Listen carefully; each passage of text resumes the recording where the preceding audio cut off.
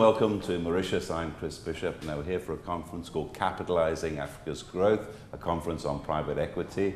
And with me, I have an esteemed panel to discuss just that. We have Gail Mwamba of a publication in London called Private Equity. We have Martin Davis, Frontier Advisory, and we have Sudhir Nangarajan of Standard Chartered. So just to start off with you, Gail, as a fellow journalist and fellow managing editor, what sort of vibe were you getting here from investors and private equity experts? I think generally the vibe is quite good. Obviously there's a keen interest in investing in Africa, but then people are just looking at the right platforms to invest off, and some of the risks that have to be considered if you're going to put money into Africa. So generally the vibe's been quite positive. And Martin, I mean, so one of the things that people are talking about at this conference is your presentation about how African economies got it all wrong, based around resources and not around talent and skills. How significant do you think that is at a time like this in 2014 where economies are still struggling? Well, Chris, I think that's very important. I mean, if the last 50 years, despite being resource-driven, often single resource-driven, or at the very least single resource dependent perhaps, the continent, sub-Saharan Africa, by and large, remains the poorest region in the globe today. Clearly, resources don't drive wealth and drive economic development. Economic development, as I would define it, by embedded middle classes. So I think certain African states are starting to move beyond that, moving beyond resources. Mauritius, where we are now, a prime example, arguably, South Africa aside, one of the only post-resource African economies. The question is, how do other African political economies start to come up with more creative, less arguably obsolete growth models that don't look so much what's in the ground, which is obvious, but more what is possible around wealth creation. And this comes down to people development, talent, enabling capital, enabling business, creating companies, and ultimately creating values. And that has absolutely nothing to do with resources. We know the historical experience we're talking about of Asia, the economic history, the data's all there. We know what doesn't work, we know what does work. The economies of Japan, through South Korea, Singapore, Taiwan, Hong Kong, and these days China. These phenomenal developmental successes were totally non-resource driven. And yet many countries in our part of the world continue to focus, overly focus, and almost in some cases have an obsession with resources and the beneficiation of those resources. Now that clearly is not where priority should lie. Sudhir, I mean, you're in the banking world. How much are you seeing this being reflected in the business of 2014? Hugely, I think taking over from Martin's point, Mauritius is an example. Mauritius has no resources. It just has 1.2 million people, but it has converted itself into an economy which has a GDP per capita of around $9,000. So I think human capital has to be leveraged really if you want to move an economy into a middle income and a high income. Of course, Europe has proved it. So but I see this as an opportunity, because the more and more you see the talent in Africa, which is returning now from US and others, they will, I think, drive Africa, like how Martin said, away from resources to leveraging services, creating manufacturing bases. So as a bank which has been there for 150 years, we are very hopeful that the next 50 years will have very little correlation to the previous 50 years. And Gail, I mean, it's an interesting point. I mean, you look at it, the country of your birth, Zambia, Zimbabwe, South Africa, all endowed with these bountiful resources, but maybe not as much economic development has gone here, which virtually started from a clean slate here in Mauritius. I mean, what do you think the issue is, the problem is? I think, it's a couple of issues. I think it's kind of like starts at the top, governance and governments having the right priorities in place, governments, putting in place structures that make the platforms conducive for investment, and then encouraging investment from even within countries. So you have, for instance, instances across Africa where, for instance, the pension funds are very limited in their ability to invest directly into their own communities. And so when you're looking at when a global investor is looking at Africa, the first question they ask is, if I'm a US-based pension fund, why should I be putting money, for instance, in Zambia if the Zambian pension funds are not putting money into Zambia? So I think it starts at the top. A closer look at maybe governance, doing business in Africa. The IFC and the rankings have brought out a number of issues when it comes to the kind of things that people need to be getting right for them to be able to create a conducive environment for people to invest in, and then also just allowing local investment, communities like pension funds to be able to put money directly back into the countries. I mean, some countries are doing it, well, like South Africa, for instance. It's loosened regulation a little bit around the way pension funds invest. Nigeria has done that as well, but we need to see that a lot more, with some of the other countries, Zambia included. I mean, Martin, what kind of questions do you think investors around the world are asking when they're looking at Africa for investments right now? Well, I think it's particularly, we talk about Africa as if it's somehow homogeneous. Clearly, it's anything but that. I think increasing investors are starting to see Africa for what it is, very, very diverse. And the jurisdictions, the countries in which capital is going, ultimately, it must be sustainable in terms of investment. A lot of this is down to political, or more accurately, as you allude to, sort of the regulatory and governance environment in which capital is going into. So the questions being posed is it sustainable? Is the government reforming?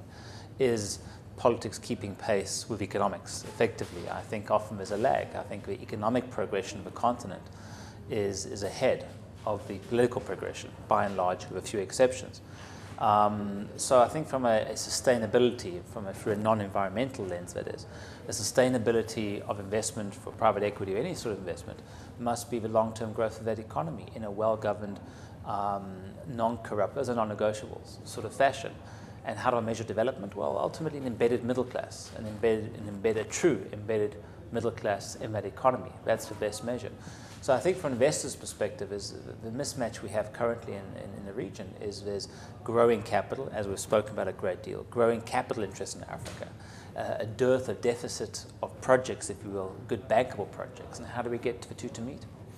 I mean, that's one question, talking about governance. I mean, one of the advantages everyone talks about Mauritius, where you're operating, Sudhir, is the fact that it's got an independent judiciary that goes its own way. Surely it's a no-brainer for any country for this to actually happen, because it creates confidence. I can't think of a nation on earth that wouldn't want a judge to make what do you think makes that? I mean, how does Mauritius, you work on the inside, maintain that? Because I'm sure there's the same stresses and pressures and strains that happen in other countries across the continent. Chris, there are two types of infrastructure. One is the hard infrastructure, one is the soft infrastructure. Actually, the more we analyze it, soft infrastructure is created over a sustained period of time. It's pretty much impossible to create infrastructure like a legal system, independence of judiciary immediately. That's one of the views. How Mauritius has come through it is, Mauritius is obviously unique because it was a French territory. It was taken over by the British, but the British obviously just kept the governance and they allowed this the English common law and the French criminal code of justice to. So it's actually come out to be one of the robust international laws. And similarly with democracy, similarly with all the soft factors. And from an economic perspective, you cannot really recreate it. You need to really create the enablers and wait for it to act. Hard infrastructure, yes. I think you can always create great roads. You can always create great bridges. That's my take on soft infrastructure. Gail, in your world in London, I mean, you talk to investors all the time about here. I mean, how critical is it to them, this idea of certainty, and also little things, as you mentioned, soft infrastructure like judiciary that's independent and taken seriously? What sort of questions are people asking there?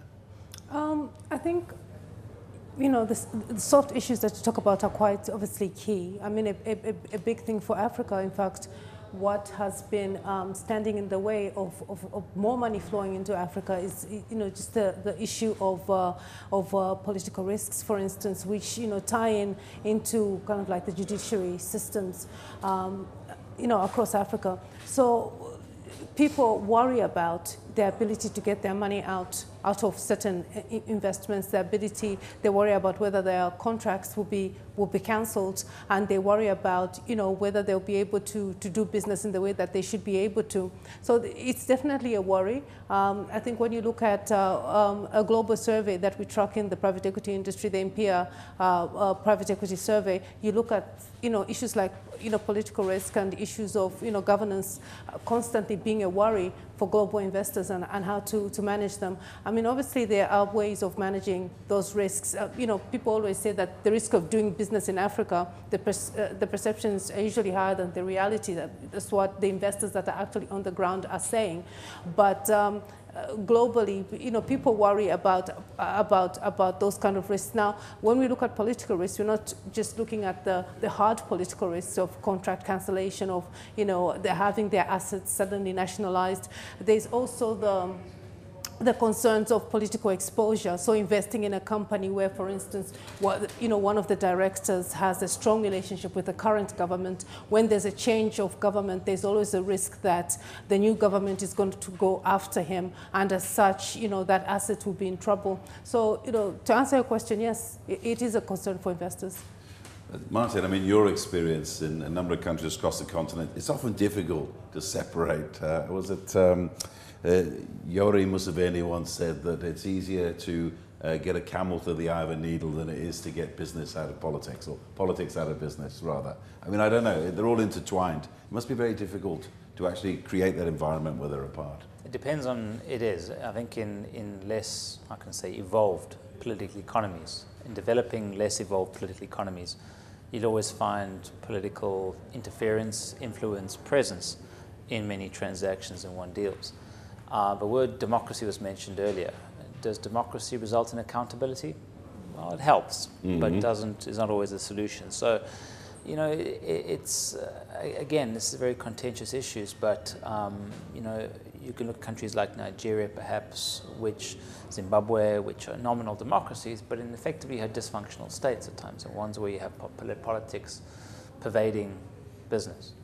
I think in many countries in which we deal, it's not so much about the political system as it is about the caliber of leadership, and there's two very different things. But ultimately, the comparative advantage that has been created by certain African countries is that which leaderships, more accurately, are more pro-business, enabling a business environment, are not corrupt above all. That will be the true driver of development and improving people's lives in these countries, these jurisdictions. It's very contentious issues, but one has to go through this, and the continent is very different. Depends on where you're operating. Some places are challenging, some far less so. But increasingly, I think, particularly from a South African perspective, maybe a Western investor's perspective, and I think that's important. Both sort of often mirror each other's. We need often to do business in a continent not through often an overly politicized lens, but a far more pragmatic one. By that I mean, ultimately, the continent will improve, the continent's governance will improve, people's lives will improve through increased commerce, which governments are increasingly enabling private sectors in their own countries, not interfering, not obstructing, not involving or intervening, but enabling. I think that is a key sort of macro thought around the future of a continent, and more accurately, specific countries within it. Sudhir, I mean, on the other side of the coin, a very well-respected risk analyst said to me once, everyone complains about risk in certain countries like South Africa, Zimbabwe. He said, we should see some of the risks that people invest upon and get high returns. I mean, some people invest where there's an insurgency going on, where there's a war happening in one part of the country. What do you think? I mean, how do you think risk can be overlooked sometimes in the cause of returns? Chris, it's an interesting question. As banks, we are nothing but risk professionals. It's a very fundamental aspect of banking that only where there is risk, there is return. So essentially, the difference between, so risk is nothing bad with risk. So you need to look at risk. You need to look at how to mitigate that risk, which the other party does not see it as mitigated. So essentially, when we look at risk, when we go and look at a promoter, if the promoter knows that business very well, the business risk is mitigated. So similarly in private equity, so in Africa, there is risk, but if you structure the risk in a particular way, including political risk, exit risk. There are multiple ways. If you can think through it, learn from how risk materialized in your previous experience through, and obviously you need experience.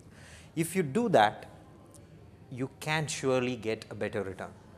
But if you're going to follow the wave, follow the crowd, that's when just because there is an exit route available in Asia through the stock market, it may not be possible in Africa. But today we learned that exit is possible in Africa, and it seems last year quite a lot of funds exit. So there are people who are able to mitigate the risk, and they will obviously go to the bank laughing. You've made a presentation to this conference on this issue of exiting. What's your advice?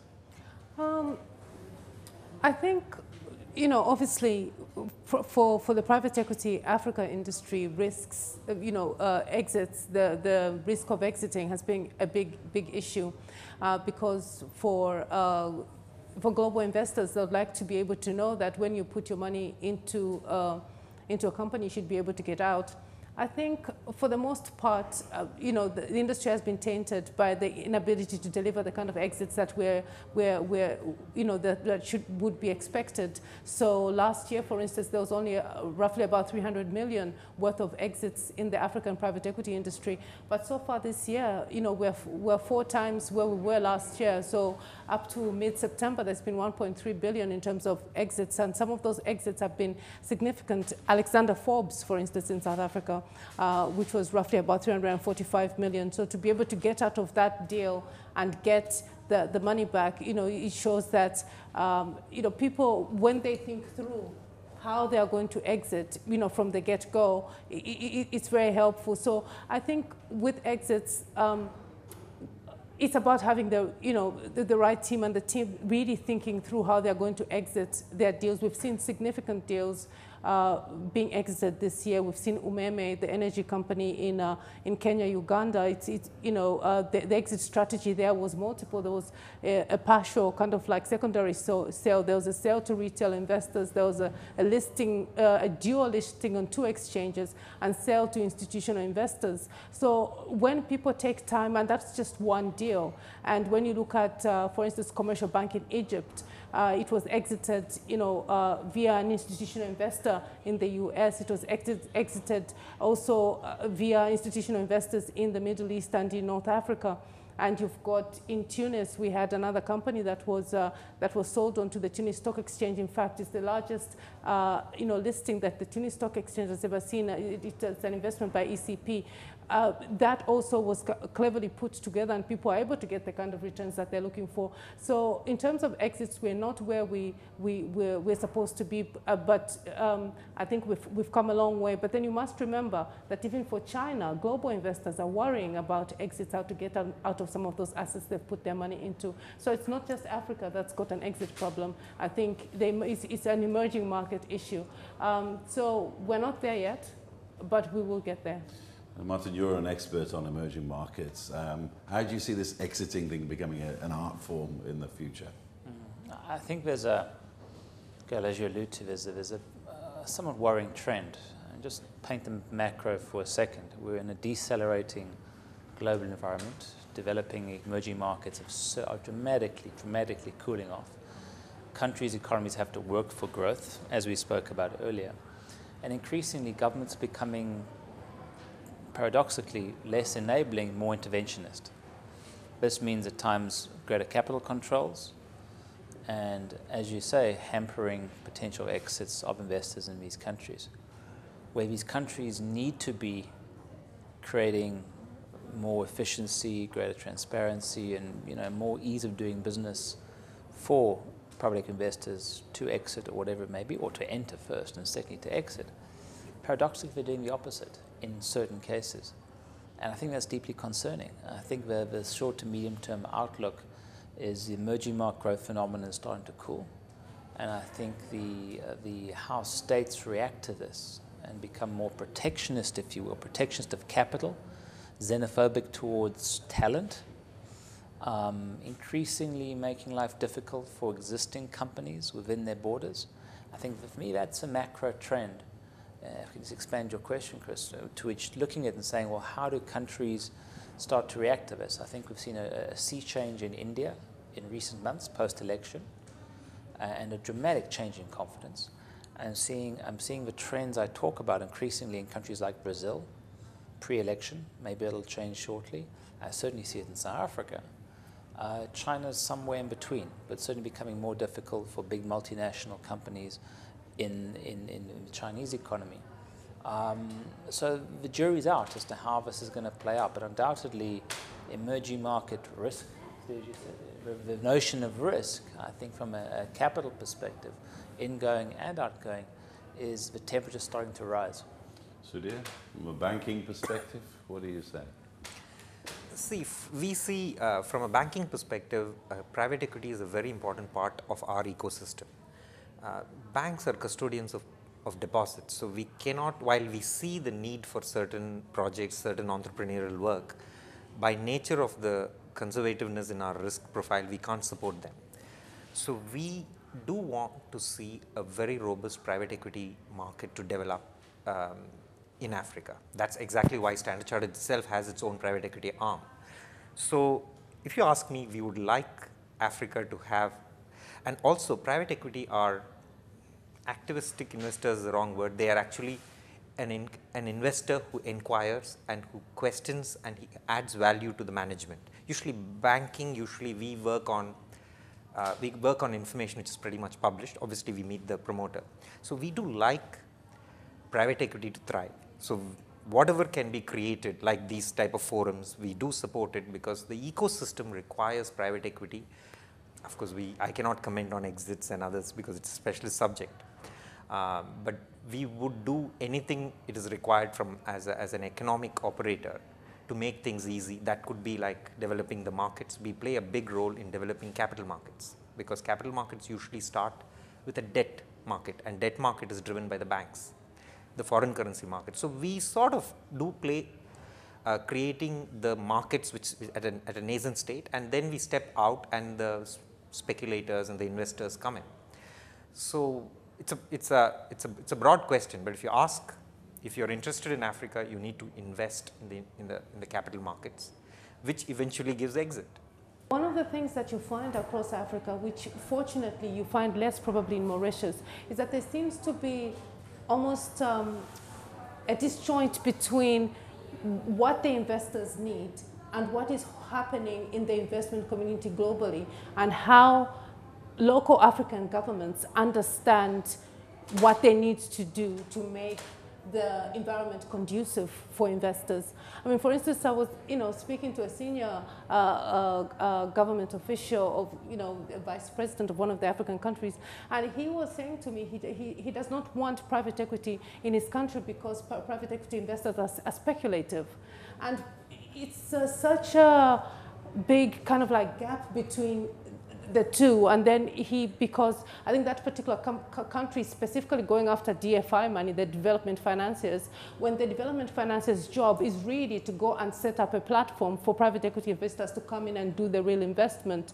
So in terms of, it's quite worrying because with emerging markets cooling off, with quantitative easing in the States, which, was talked about earlier, it means that, a lot of people are going to have to figure out how to continue attracting money to their countries, and so looking at both investment and from an exit point of view, there seems to be a disjoint in terms of the way governments understand the global investment community and what that community needs to be in that country, and what the community actually is looking for.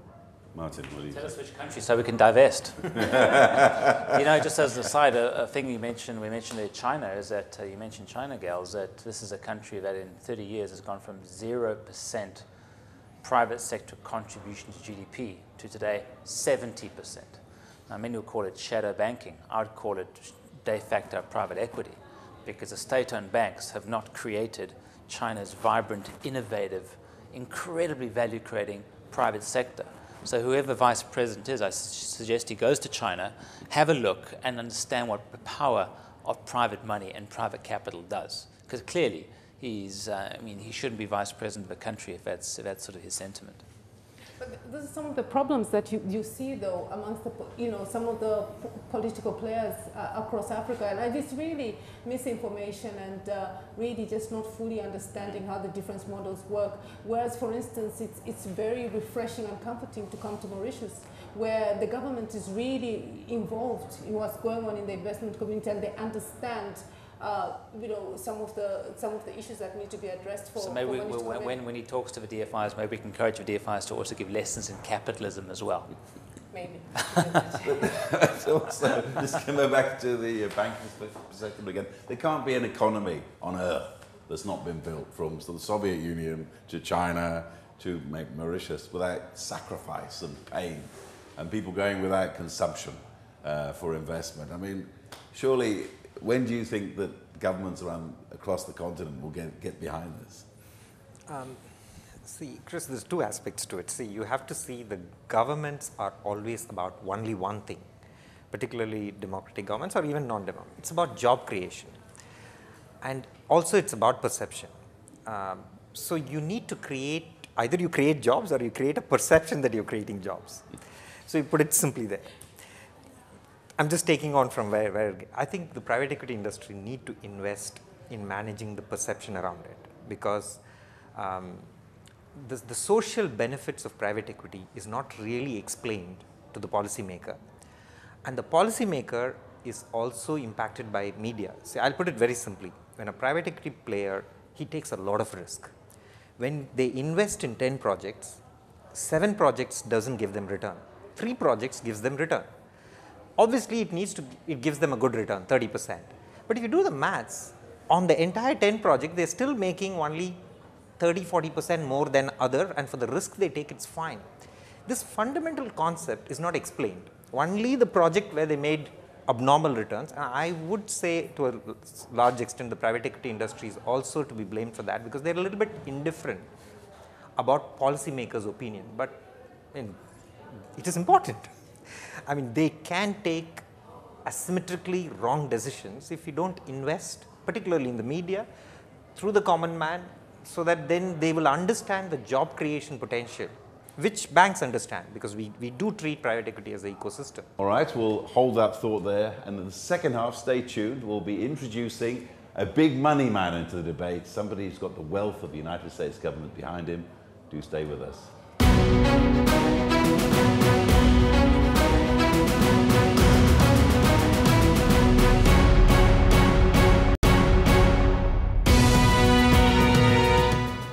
Well, welcome back to Mauritius and the Capitalizing Africa's Future conference. Now, we're continuing our debate into private equity and the investment story of Africa, and we introduce a new voice into this debate, Peter Bollinger, who is from OPIC, which has got the strength and the muscle of the United States government behind it. Just give us an idea where you fit into this whole African investment story. Okay. Well, OPIC is the U.S. government's development bank, and I would say that the private sector actually has much more money than we do, and they're investing in Africa. If you look at investment flows into Africa, when I started at OPIC in 1987, DFIs, Development Finance Institutions, provided the bulk of the financing.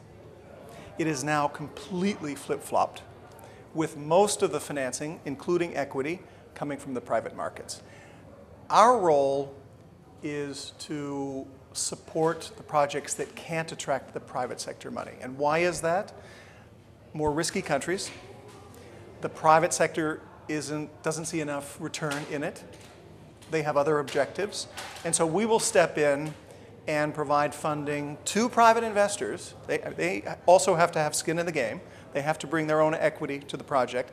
But we can help match that so that they can undertake investments in sectors that are much more risky.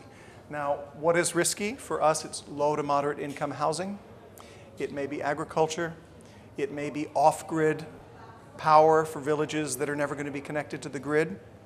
Mobile telephony for lower income people. So we're doing a lot of that. Impact investing, which again is not something I know a lot about, but OPIC is very much involved in that. And we're also trying to match capital from around the world with investors that we can then back. So we're not actually putting their deal together, but we know other people in the United States who would like to invest in sub-Saharan Africa and the Indian Ocean region, which I also cover.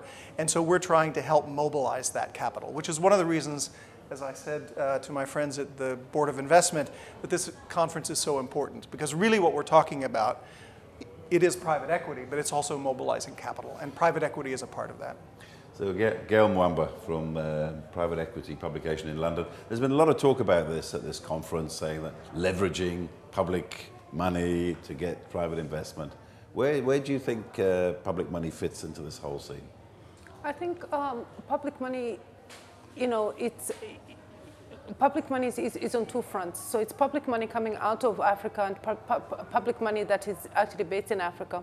I think it plays a big role in the development of the industry because, as Peter says, there are just some areas and some places where, corporate money or private money just wouldn't be able to go. So I know that you have, certain governments, the Ethiopian government, for instance, that has been putting in quite a bit of money in supporting investors. So there are certain projects in which if an investor goes into certain specific projects, they will try and match the investment in that particular space, agriculture being one of those areas. And so,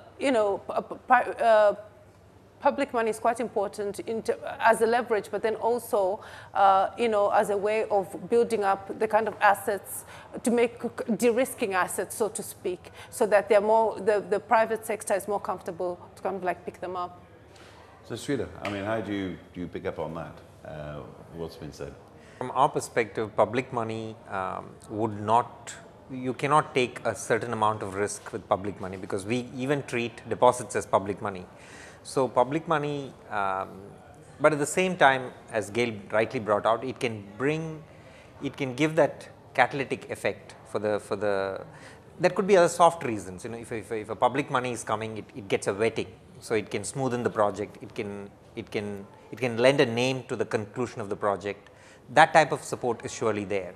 But we do feel that risk appetite is different for different investors, and in a country like, in a continent like Africa, you need investors with deep risk appetite and who have a long-term perspective.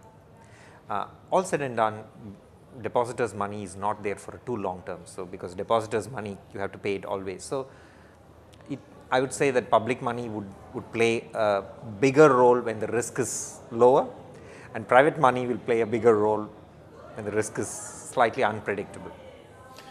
But speaking about public money, Peter, back to you. I mean, a lot of people are quite cynical, sad to say, on this continent about the kind of public money comes from the United States, from Britain, from Europe. A lot of people say it's all connected, has strings attached, political strings attached. In fact, when President Barack Obama put that money towards the Power Africa Fund, a lot of people said, well, it's only because China is working its way into Africa. He wants some skin in the game, to borrow one of your words.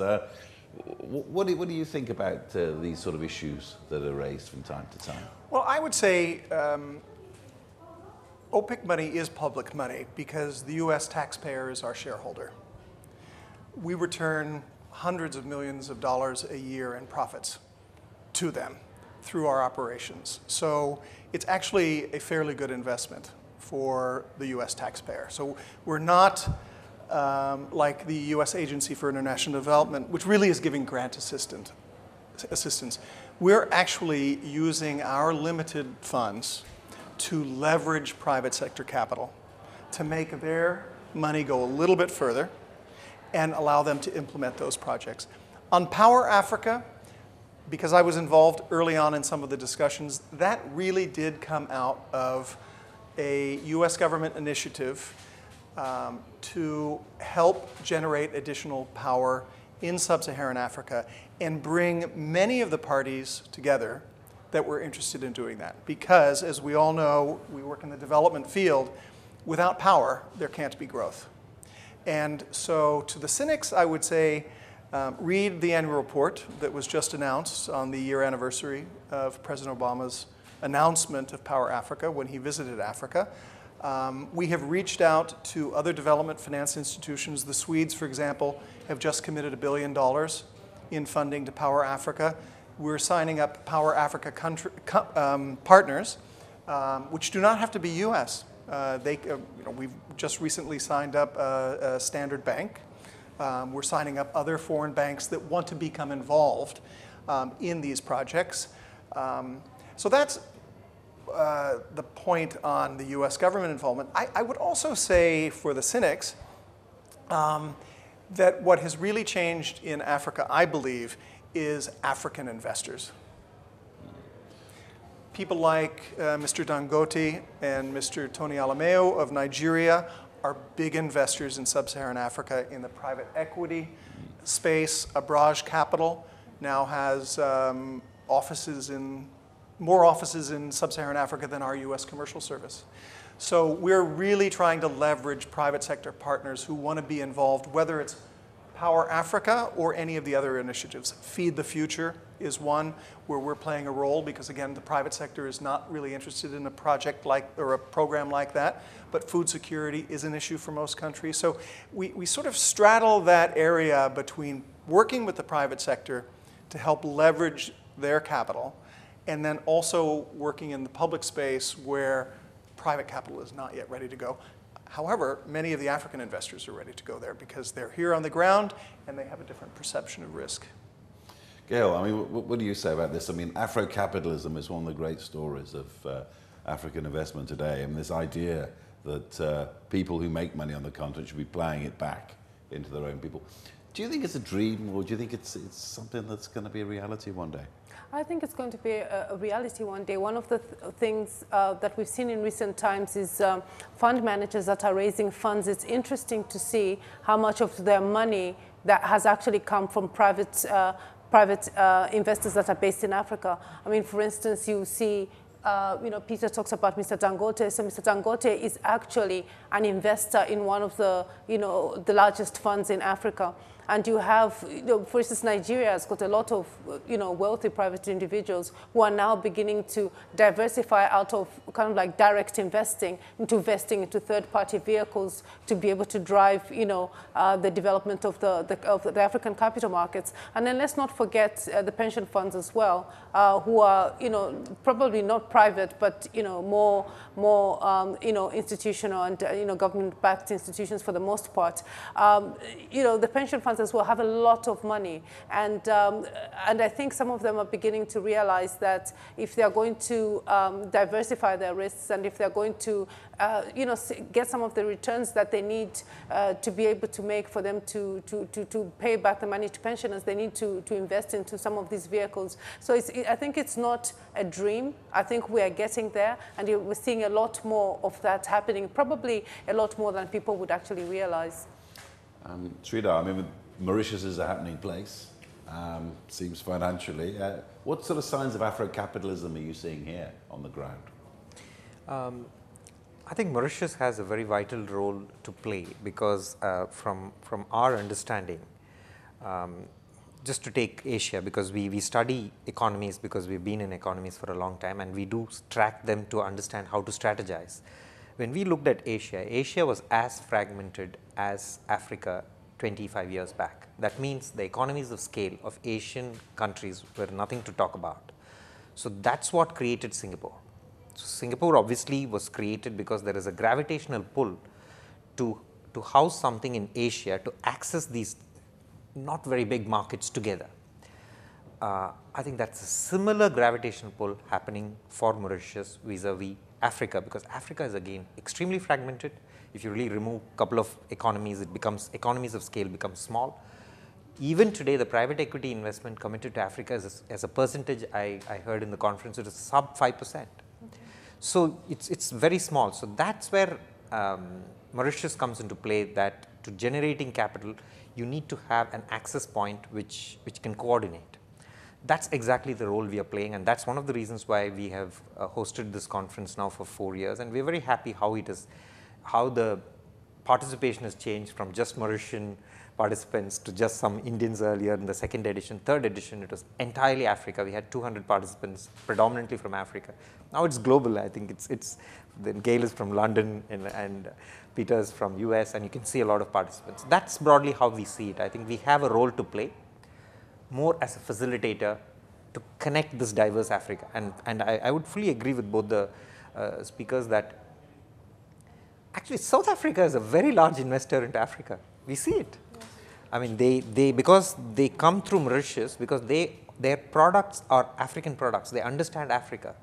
So they generate their profit there, but then they use the surplus here and then they invest, whether it could be telecom, it could be mining products, it could be explosives. They all are investing back into the continent through Mauritius. So Mauritius is aiding intra-Africa movement flow of capital, Chris. So Peter, I mean, obviously the US government is prepared to pledge many millions more into this continent, but in many ways it's quite a daunting task. I mean, the WEF report says there's something like $90 billion in deficit in infrastructure on this continent. When do you think will ever be a case when we're anywhere near that kind of a spend? Well, it's a global responsibility, and I would include African countries in that. There is a tremendous amount of interest. We know how large of a role China has played and European development banks have played, and local development banks such as the African Development Bank, South African Development Banks, the Development Bank for Southern Africa, and the Industrial Development Corporation. So I think what the Obama administration, I know what the Obama administration would like to do is use our coordinating mechanisms that we have developed fairly sophisticatedly. We have an embassy in every country in sub-Saharan Africa. We'll soon have 8 commercial offices throughout sub-Saharan Africa. We've got an AID, U.S. Agency for International Development, office in most African countries. So what we would like to do is even go beyond the all-of-government approach, where all of the U.S. government agencies are working together, and invite in other development banks, other providers of official development assistance, other organizations that are more like OPIC working with the private sector, because these challenges, they need to be addressed. Again, you talk about infrastructure. Electricity is part of infrastructure. But I'll give you one example. Ford Motor Company manufactures trucks in South Africa, and there's a big demand for these trucks in East Africa. It takes months to get them on a train from KwaZulu-Natal or Eastern Province, where they're made, to Nairobi. So what does Ford Motor Company do? They fly pickup trucks to Kenya. Really? It's amazing. Simple things. I mean, the other day I was doing a story about a young man who buys computers new. First he rents them to companies, gets his money, takes them back, rents them to NGOs and schools. Lastly, when they've been reconditioned twice and they're getting quite old, he sells them to teachers across Southern Africa, Zambia, Zimbabwe. For $20 a month, he gets it deducted from the pay, makes a nice living out of it, and gives many, many people a computer they wouldn't have had. I mean, simple ideas sometimes you think that people would come up with. I mean, Gail, are you seeing these sort of simple ideas being executed amongst the private investors that you talk to every day in London? I think you see it amongst the companies that they tend to back. I mean, when you look across Africa, I mean, it's just amazing. Some of the companies that are there providing services to the African consumer. I mean, I was looking at a company in Ghana recently that provides microinsurance and insurance to just regular people on the streets, the ability to be able to buy insurance and to pay for the insurance over the phone. I mean, for the longest time, I mean, Africa, the insurance penetration rate is very low. And the people, the large number of the African, community is not really, does not, for instance, have insurance. And insurance is vital for so many things, especially kind of like health insurance, especially in places where good health facilities are hard to come by. So you find for instance, this company in Ghana, they're doing very well and making a tremendous amount of money, just providing insurance to the regular people who would otherwise not have been able to get the insurance that they need. And some of this particular company even insures people that are, for instance, HIV positive, which is, there's a social aspect to that as well. So you see lots and lots of companies. We have a company in Egypt that I was looking at recently as well, which got funding to grow the business, and they provide it's an e-commerce platform. So if you're based in Nigeria, based in Ghana, you could buy, you could buy a dress, you could buy shoes over the internet on this platform, and then have it delivered to your doorstep. Now, you have to bear in mind that in Africa, you don't have PayPal, and you don't have, you don't have a tracking or a credit system that will allow you to. So if you buy something online, it's not guaranteed that it's going to get to your door.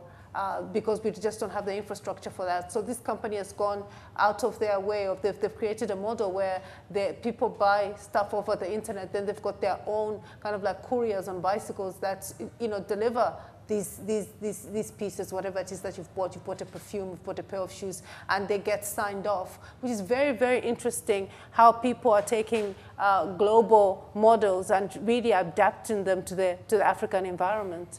I mean, so just, you want to jump in there, Peter? Sorry. I was just going to say, and being a resident of an African country, I am amazed at how advanced Africans are in some areas, mobile telephony and payment using telephones, where countries like the United States, who think we're the most modern and advanced, are just now getting into that. I mean, people are paying their electricity bills with their telephones. Farmers are getting prices on current market prices on the goods that they're producing at harvest time, so they don't just have to listen to the middle person. So, and this is African technology. Okay, it may have been developed in the West, but they're taking this Western telephony, sometimes on very inexpensive phones, and using it, including providing internet applications for people who don't have a smartphone. It's very revolutionary, I think. Sridhar, I mean, you're on the ground here in Mauritius, in banking. I mean, what sort of applications are you getting from young entrepreneurs who want to try and change the world with an invention? We're pretty, recently we had the Africa Leadership Forum here in Mauritius. So they came and there was a presentation, and the awards for best innovation was given for these entrepreneurs, and it was really, really amazing. And to just touch upon, Standard Chartered is very interested in powering Africa. Actually, it is committed to President Obama's Power Africa. It committed 2 billion, but we almost finished the commitment. We have doubled it to 5 billion. So we were tracking these things in the power sector. This is very interesting. The entrepreneurs bring a different thinking even for powering Africa. While powering Africa for the urban cities requires the normal thinking of putting up a project, a huge amount of having 24/7 power, they have come with the project. It got one of the best awards. But if you go to the rural Africa, they don't need 24/7 power. But they need power to take them out of the drudgery of many things. So they have come up with a simple system which actually uses solar power, which stores the power and gives you 2 to 3 hours of power. If you really think about it, many of those communities just want it for grinding. They know how to live without power. But 0 power, 30% power. That's a great creativity, and he has done something around it. So he creates a small system which actually uses solar energy, and it also uses some sort of oil system. And it can generate power for 1 hour a day. So the communities live very nicely. So the creativity, I fully agree. In banking, I would even say regulators in Africa have fostered creativity. Mobile money is so prevalent in Africa because regulators did not have the fear. M-Pesa was possible because the Kenyan regulator said, what will happen if a telecom company acts like a bank? In spite of seeing M-Pesa's success, world over regulators have not taken that step. It's amazing. Yeah, what do you think? Yes, I mean, I totally agree, especially when we're talking about, the mobile space and just the innovations that we're seeing, in that space, and even, just talking about power as well. It's very interesting because for the longest part, some parts of Africa have suffered because of vandalism, for instance, or because of the, the traditional cables are constantly being vandalized, and people, take, the towers and break them down and make beds and things like that. I mean, we've seen it all across Africa. So some people have actually said that, renewable energy space is bound to do very, very well in Africa because, we've had very little power, for a very long time, and we can actually,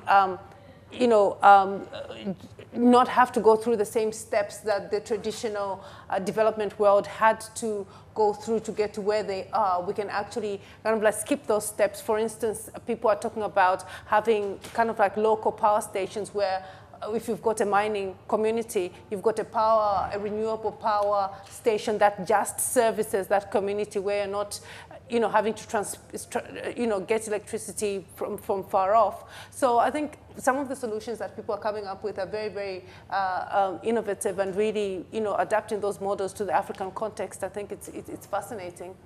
Peter, what evidence are you getting on your travels with taxpayers' money from the US, as you put it earlier in the show? Well, I have to deliver deals to my boss, so I do sing for my supper. But I just want to add another element. President Obama recently hosted the African heads of state in Washington. And I'm sure there were political discussions with each one of them. That's not my business. But in several of the conversations that the African leaders had, it was very interesting how much they focused on business, on building infrastructure, on attracting investment, on bringing down barriers to trade within both the regions and throughout Africa. So this was a very important discussion, I think, for leaders of Africa to have, and also in the room, because while the presidents and prime ministers were there were also 1,200 young African leaders who had been in the United States for about 6 months and were just finishing up their internships at a number of companies. So these African leaders, there with President Obama and his cabinet, were being listened to by the next generation of leaders. So there was a little bit of pressure on them, but it was a very dynamic discussion. And again, being an American who lives and works on the continent and travels throughout, it was just very, very rejuvenating for me to see that kind of enthusiasm. And there is a competitive nature between African countries now that didn't exist. In East Africa, they're now competing who's going to have the best port to get things out and to get things in. So Mombasa is competing with northern Mozambique. Dar es Salaam is improving because they don't want to lose business to Durban. Durban is improving because they see business going into Maputo. So it's a very interesting time to be not only a resident of Africa, a business person in Africa, but also an investor. There is a lot going on. No, not everything's going to work, but everything doesn't work everywhere else either.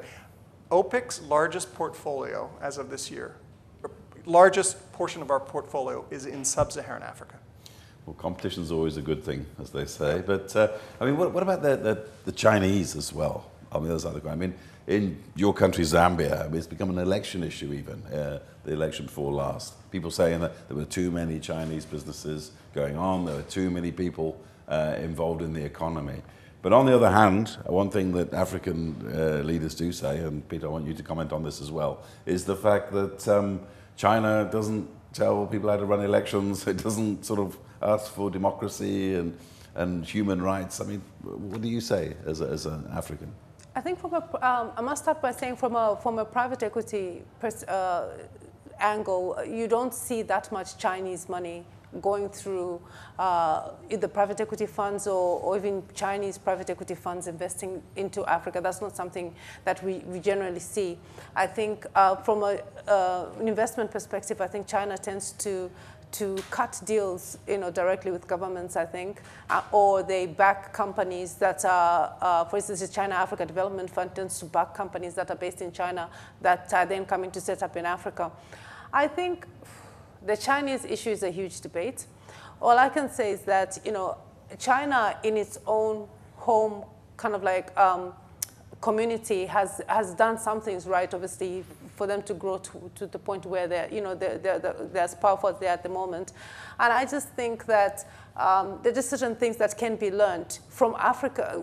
There's certain things that African companies can learn from, for instance, the Chinese companies. I think there are obviously some negative issues there, but for companies that are coming to set up in Africa, I think there are certain things that can be learned and picked up by African countries and companies, and then maybe improved upon to improve their own communities. In terms of the political issues and their ESG or social governance issues, I think there's a lot of debate there in terms of how China conducts itself, but I'm not sure I know enough about their activities for me to comment. Maybe Peter might have a view on that. Yeah, sure. I mean, what do you think, Peter? Well, two things. China is a growing economic and political power. That's well recognized. They are a partner of the United States in many areas. Of course, we're competitors also. You said competition is good. I think the needs in Africa are such that there is room for everybody to play and bring to the table what we all do best. The Chinese may take risks that OPIC is not prepared to take because of the nature of their system. State-owned companies may be able to do things that, say, American private companies won't do. But I just think that there are plenty of opportunities for Europeans to become involved, for Chinese, for other Asians. Certainly look at what Brazil is doing in the Lusophone world.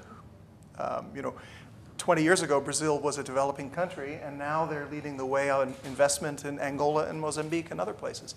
So there's plenty of room for everyone, I think. Okay, well, thank you very much for all your views and inputs on this show. That's all we've got time for this special program from Capitalizing Africa's Future, from Mauritius, from me, Chris Bishop. It's goodbye.